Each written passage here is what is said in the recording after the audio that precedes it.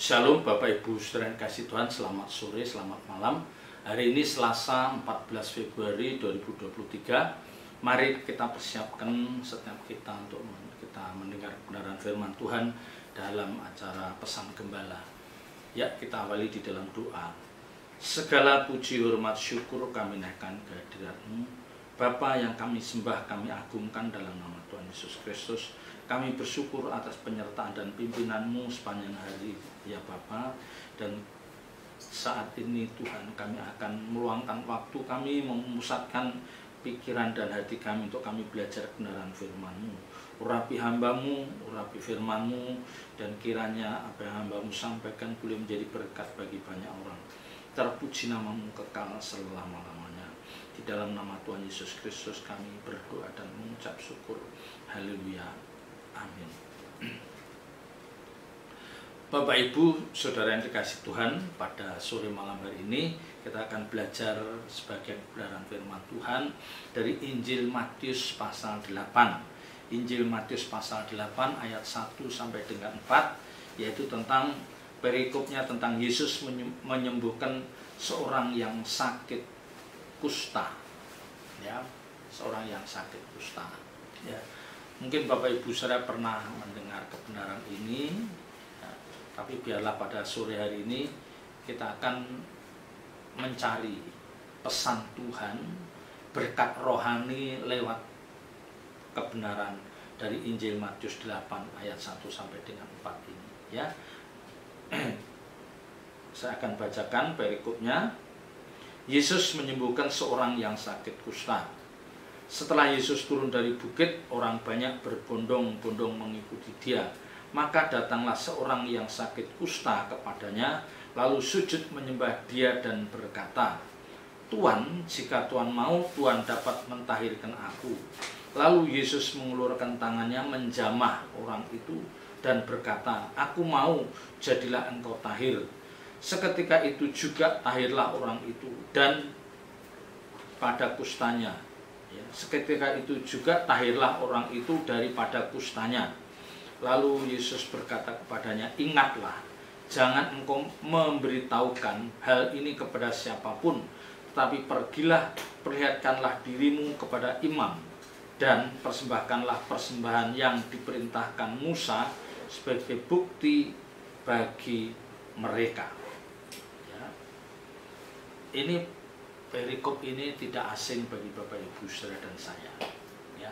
Tetapi mari kita memetik pelajaran, ya, dari kebenaran ini. Yang pertama Bapak Ibu Saudara, ya, ini tentang penyakit kusta.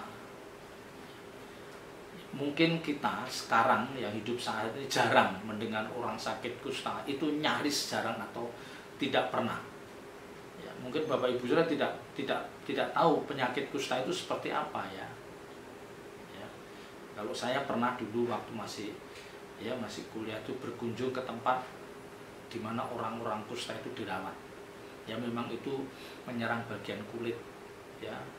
Ya kan, bagian kulit, dan kelihatannya wajah orang-orang kena kusta itu seperti apa ya, tekanan batin. Ya, karena mereka harus diisolir. Tetapi kusta pada saat itu, pada perjanjian lama, pada umat saat itu satu penyakit yang memang nyaris tidak bisa disembuhkan. Ya, nyaris tidak bisa disembuhkan saat itu. Dan kalau ada orang kusta sembuh, itu pasti karena satu mujizat, karena pekerjaan Allah, pekerjaan Tuhan. Ya, hanya lewat mujizat ilahi maka kusta itu bisa sembuh. Jadi secara medis atau tabib, waktu itu tabib tidak bisa menyembuhkan kusta ini.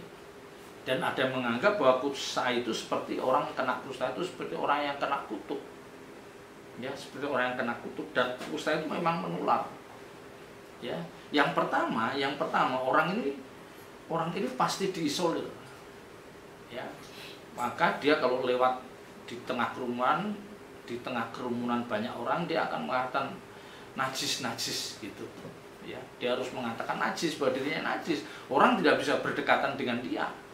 Dan dia juga tidak bisa masuk dalam bait Allah, bait suci. Dia tidak bisa beribadah. Maka betapa menderitanya orang seperti ini. Ya. Orang mengatakan bahwa dia adalah najis, dan semua orang tahu bahwa dia tidak boleh beribadah. Ya, karena keadaan kustanya itu. Nah, orang kusta di sini itu dia punya satu keyakinan. Orang itu punya keyakinan yang tinggi bahwa Tuhan Yesus pasti mampu menyembuhkan kalau dia mau. Nah, ini ayat yang kedua. Maka datanglah seorang yang kusta, seorang yang sakit kusta kepadanya, lalu sujud menyembah dia dan berkata, Tuhan, jika Tuhan mau, Tuhan dapat mentahirkan aku. Jadi di dalam diri orang yang kena kusta ini, dia yakin sosok ini yang bisa menyembuhkan kalau dia mau. Ya, dikatakan jika Tuhan mau, Tuhan dapat mentahirkan aku. Nah, iman seperti ini yang dihargai, ya, yang diapresiasi oleh Tuhan. Ya, mungkin orang kusta itu belum mengenal banyak tentang siapa Tuhan. Tetapi yang jelas, ya, dia pasti melihat bahwa orang berbondong-bondong mengikut Tuhan itu karena banyak hal.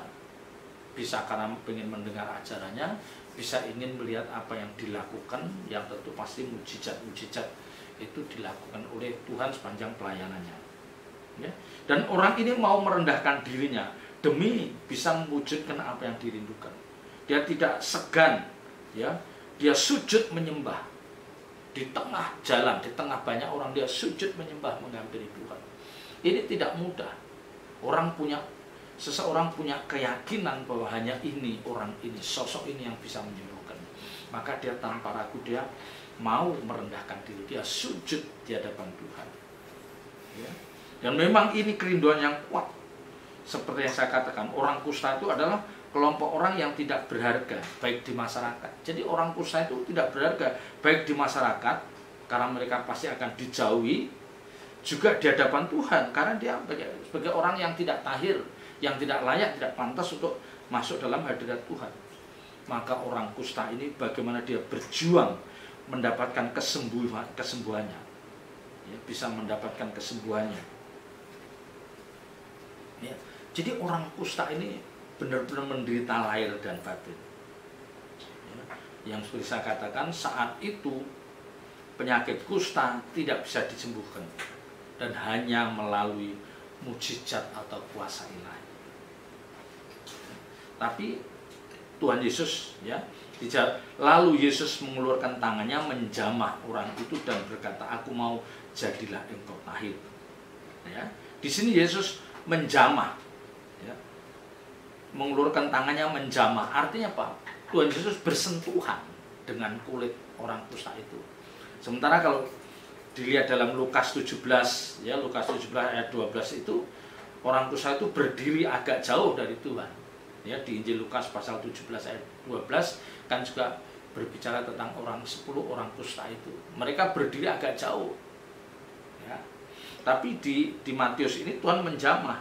Nah, biasanya Bapak Ibu Saudara, orang yang kena kusta itu kalau orang bersentuhan langsung dengan orang yang sakit kusta, mereka akan tertular dan mereka akan menjadi orang yang najis. Ya, tapi berbeda dengan Tuhan. Ya, sosok yang mulia Tuhan Yesus begitu dijamah, itu kesembuhan terjadi secara spontan dan sempurna. Ya. Lihat, aku mau, jadilah engkau tahir. Seketika itu juga tahirlah orang itu daripada kustanya. Jadi langsung tahir. Semua penyakit kusta dalam kulitnya diangkat. Nah, inilah ciri-ciri kesembuhan ilahi. Ya. Jadi kalau memang kesembuhan itu lewat mujizat kuasa ilahi, pasti langsung, tidak bertahap dan tidak meninggalkan bekas. Jadi terjadi secara spontan, ya. Kesembuhan ilahi itu selalu terjadi secara spontan dan tidak bertahap dan sempurna. Ya, orang lumpuh itu langsung berdiri dan jalan bawa tilamnya. Tidak ada terus pakai kruk dulu, enggak, langsung itu tanda bahwa itu kesembuhan ilahi. Ya. Nah, selama ini kan kita melihat seringkali orang kesaksian dapat kesembuhan ilahi, tapi apa? Tidak spontan. Ya, itu yang diragukan. Ya, bisa aja dia karena sugesti. Ya, karena sugesti, wah dia bisa berdiri. Tapi kalau itu kesembuhan ilahi, langsung berdiri, langsung jalan.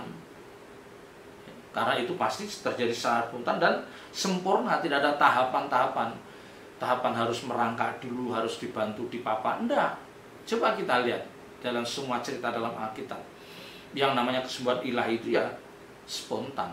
Ya, tidak meninggalkan bekas-bekas bahwa dia pernah menderita. Enggak. Orang yang lumpuh itu berdiri langsung berjalan mengangkat tilam. Orang lain nggak tahu kalau dulu dia lumpuh. Orang buta melihat pun tidak ada tanda-tanda bahwa dia bekas orang buta. Ya, jadi itu ciri-ciri kesembuhan ilahi. Ya, itu. Ya, jadi pelajaran yang baik Bapak Ibu Saudara, ketika orang itu merasa bahwa dia diasingkan, dia tidak boleh masuk dalam komunitas orang karena penyakit kustanya, dan dia juga tidak layak menghampiri hadirat Tuhan karena dia dinyatakan sebagai orang tahir.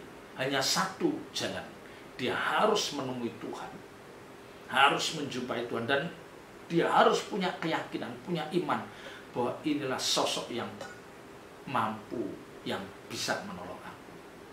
Ya. Nah, pelajaran yang baik bagi kita adalah ada banyak orang percaya yang saat ini ya, yang mungkin mendengarkan firman, yang mendengarkan apa yang saya sampaikan, mungkin mereka merasa sebagai orang yang tidak layak di hadapan Tuhan karena dosa-dosa masa lalu, ya, karena perbuatannya yang sehingga dia dijauhin orang. Bukan saja orang, bahkan mungkin keluarganya pun menjauhi dia. Bahkan mungkin orang tuanya pun juga tidak bisa menerima dia karena memang kenyataan hidupnya bukan buruk, sangat buruk. Ya, sangat buruk. Ya. Jadi rapot hidupnya yang menyebabkan dia tidak bisa diterima di dalam komunitas manapun. Ya, saya tidak tahu apakah dia mungkin seorang yang dulunya pemakai ketergantungan obat, dulunya dia seorang penjudi, pemabuk, ya, orang yang menterlantarkan keluarganya, ya. Saya tidak tahu apa yang dialami orang seperti ini. Ya, mungkin dia punya karakter yang buruk sehingga dia sulit diterima. Tetapi kalau orang ini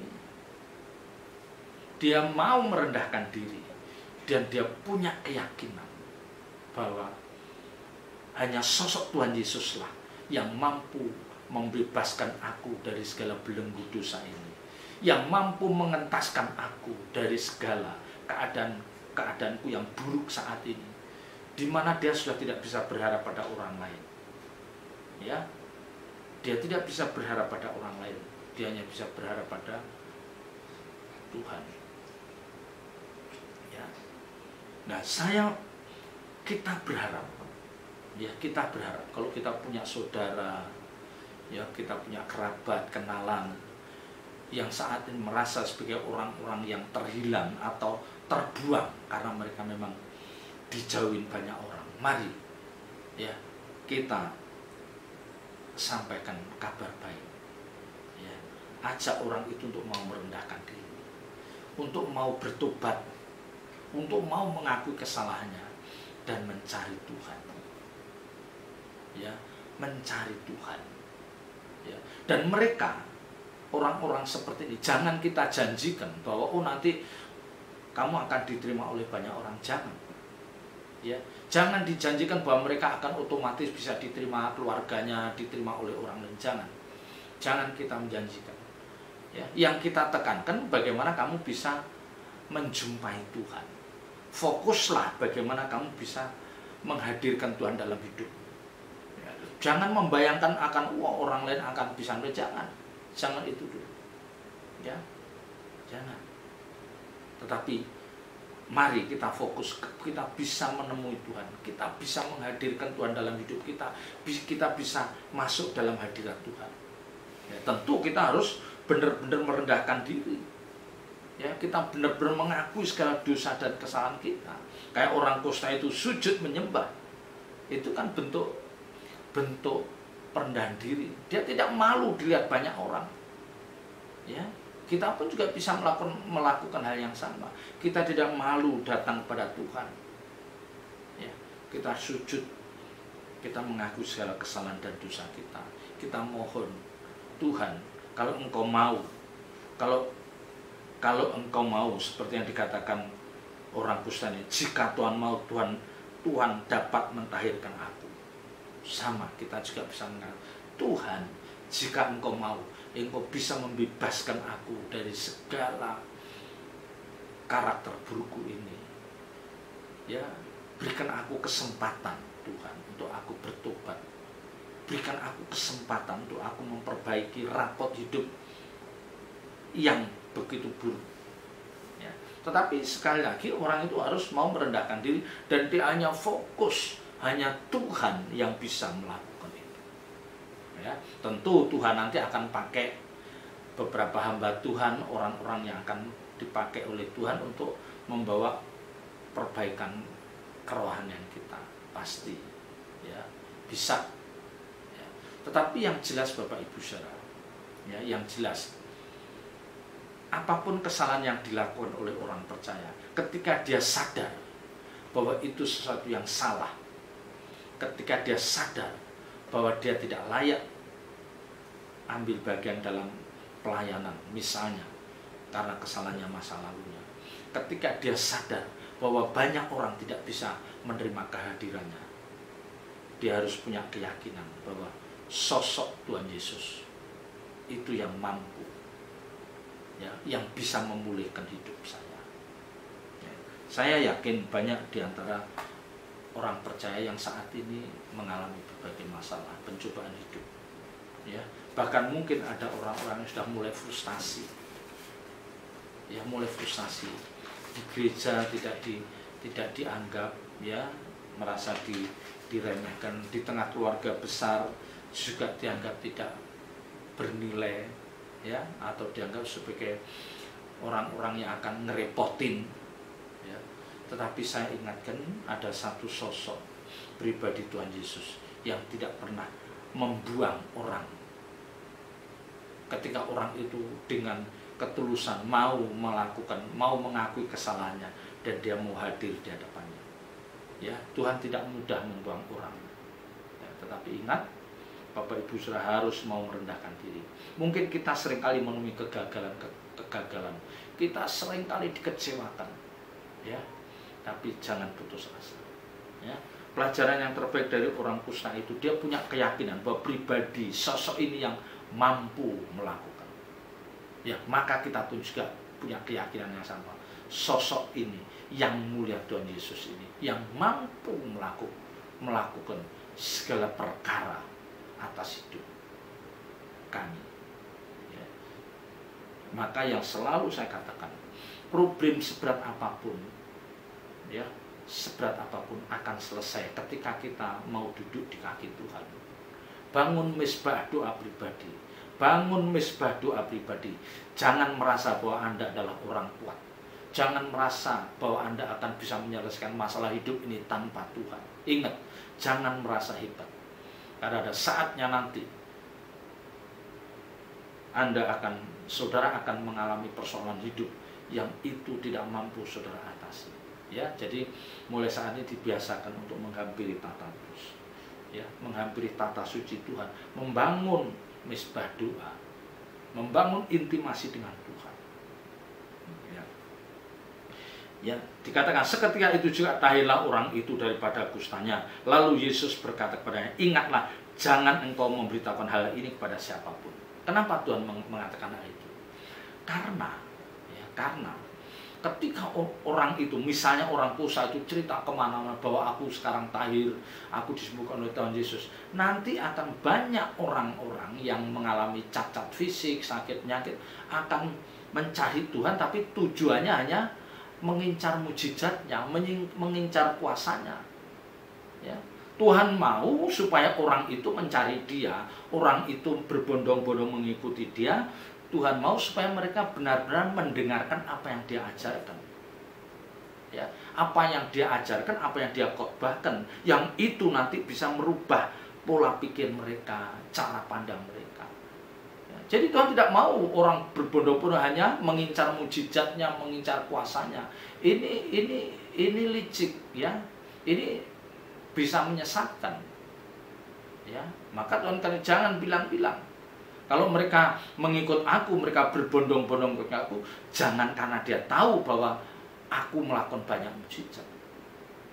Ya, jadi Bapak Ibu saudara, menarik pelajaran berharga dari perumpamaan ini adalah kalau kita mengikut Tuhan, itu kita menanti, menunggu, kita merindukan suara Tuhan. Tuhan berbicara lewat hamba Tuhan itu, yang itu akan memperbaiki cara berpikir kita, cara pandang kita. Ya, jangan kita membidik kuasanya. Ya, saya kan selalu mengatakan Tuhan itu tahu segala persoalan hidup Bapak Ibu Saudara dan saya. Tuhan itu tahu segala pergumulan kita. Kalau tidak tahu, ya bukan Tuhan. Ya, tapi masalahnya adalah Tuhan mengajar kita untuk menjadi orang-orang yang dewasa rohani.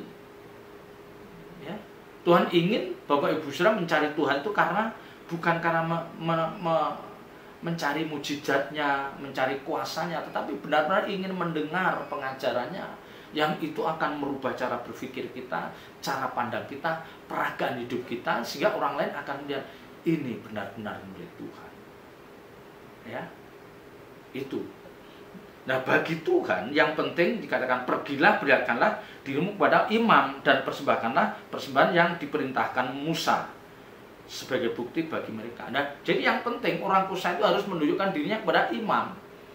Karena imam itu pasti tahu bahwa orang ini dulu kusta, sekarang tahir. Ya, dan hanya imamlah yang berhak memproklamirkan, menyatakan bahwa orang ini sekarang sudah tahir. Jadi orang lain tidak perlu mengisolir. Jadi orang ini juga bisa masuk dalam bait Allah, beribadah seperti umat yang lain. Ya. Jadi orang itu harus melaporkan diri pada imam, karena imam itu yang akan melegalkan bahwa kamu benar-benar sudah tahir. Itu, ya, itu yang harus dilakukan. Dan Tuhan katakan kamu harus membawa persembahan. Ya, karena memang seperti hukum Musa, orang yang ditolong mengalami pertolongan ilahi, kuasa ilahi, dia harus mempersembahkan. Nah, ya, jadi ingat Bapak Ibu Saudara, seberat apapun problem masalah kita, tidak ada yang tidak bisa diselesaikan. Ya, ketika kita ada di hadirat Tuhan dan kita punya keyakinan bahwa hanya sosok ini yang bisa menolong. Tapi, ini yang penting, tapi cara penyelesaian masalah hidup kita yang dari Tuhan itu jangan kita skenario seperti yang kita mau. Ya, Tuhan, aku mau supaya persoalan hidup saya itu selesai dengan cara ini. Jangan. Ya, jadi cara penyelesaian masalah hidup kita jangan menurut keinginan kita, ya harus menurut keinginan Tuhan. Ya, kalau misalnya anak kita sulit dikasih tahu, bandel, liar, ini berurusan dengan pihak yang berwajib. Nah, menurut Tuhan cara yang terbaik dia harus masuk penjara, ya sudah ikutin aja. Bukan, wah Tuhan berikan aku uang yang banyak untuk aku bisa nyuap, ya, aparat supaya dia tidak jadi tahan. Itu mungkin bukan cara Tuhan. Mungkin cara Tuhan biarkan orang itu berurusan dengan pihak yang berwajib dan mengalami masuk dalam penjara. Karena mungkin lewat penjara itu aku bisa berbicara kepada dia dengan lebih tenang. Ya.